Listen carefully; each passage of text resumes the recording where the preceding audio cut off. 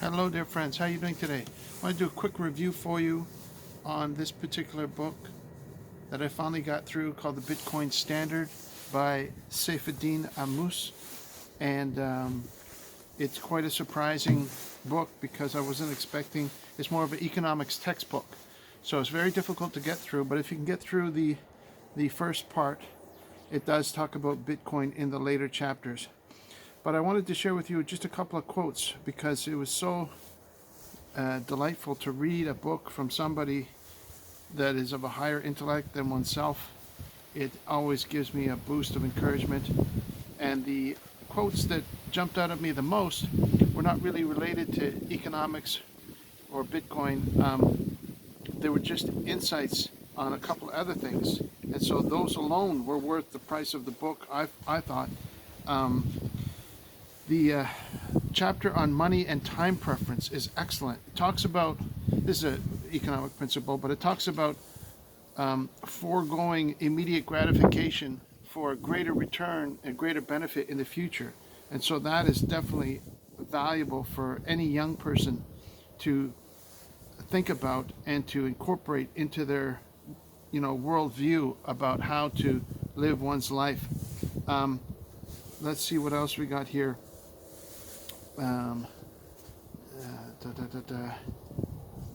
Time preference. Yeah, that's an excellent chapter. So, and then we move on, and he just some offhand comments that he made that really make the book a pleasure to read. He says that he's talking about the results of the way history has evolved and things like that. And he makes a comment on music and musical taste that people have. He said, here, I'll just like to read this part for you. He says, the musical works of Bach, Mozart, Beethoven, and the composers of the Renaissance, classical, and romantic eras put to shame today's animalistic noises recorded in batches of a few minutes, churned out by the ton, by studios profiting from selling to man the titillation of his basest instincts. Whereas the music of the golden era spoke to man's soul and awakened him to think of higher callings than the mundane grind of daily life, today's musical noises speak to man's most base animalistic instincts, distracting him from the realities of life by inviting him to indulge in immediate sensory pleasures with no concern for long-term consequences or anything more profound. And he talks a lot more about music in that section. That's also in the money and time preference section. So just the way that he's able to express his ideas, excellent. I like this comment also he makes about art. He says, a stroll through a modern art gallery shows artistic works whose production requires no more effort or talent than can be mustered by a bored 6-year-old. Modern artists have replaced craft and long hours of practice with pretentiousness, shock value, indignation, and existential angst as ways to cow audiences into appreciating their art, and often added some pretense to political ideals, usually of the puerile Marxist variety, to pretend play profundity. To the extent that anything good can be said about modern art, it is that it is clever in the manner of a prank or practical joke. There's nothing beautiful or admirable about the output or the process of most modern art because it was produced in a matter of hours by lazy, talentless hacks who never bothered to practice their craft.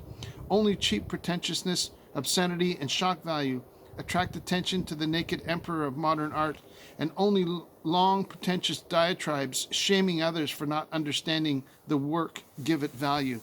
And he goes on and talks quite a bit more about art in that section, but just I'd give him a standing ovation for that paragraph alone. That paragraph alone is worth the price of the book, in my opinion. As I said, the economics is hard to get through. Basically, he explains Keynesian economics, why it's a failure, why it doesn't work, why John Maynard Keynes was a scumbag, and he talks about the Austrian School of Economics, of why it is better to allow capital markets to resolve a lot of issues on themselves instead of government intervention, and so on and so forth. I'm not going to go into that, but it is excellent summary of economic theory that covers a lot of ground. and it would be beyond the scope of just a short video to talk about that. So anyway, what else do we got in here that I wanted to mention that is excellent is